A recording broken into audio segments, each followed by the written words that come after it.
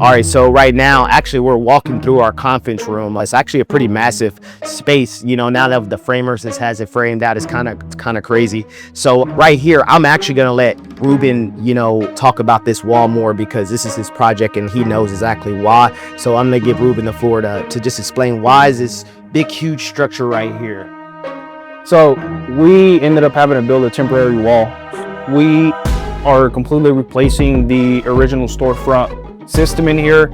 It used to have single pane glass. Now we're going to, you know, more upscale double pane with argon gas infill, also with the low E film on the windows as well, just to kind of help with the, you know, thermal barrier and kind of keep the place on the inside more moisture controlled.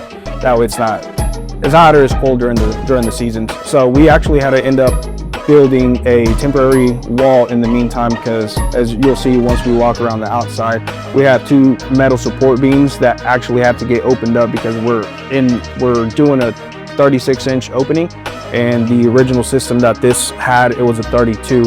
So for code requirements, we did have to go ahead and upsize it, and we kind of had an idea on what we were going up against, but I'll show you guys some of the stuff that comes up with, you know, as I mentioned, unfortunately we don't have x-ray vision, so we're just kind of going through it.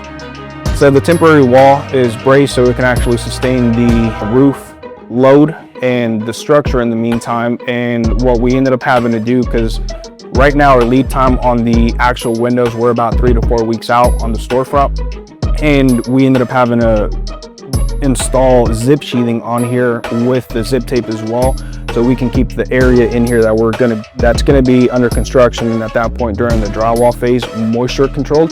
That way we don't get the drywall swelling up or, you know, creating mold and all that other good stuff.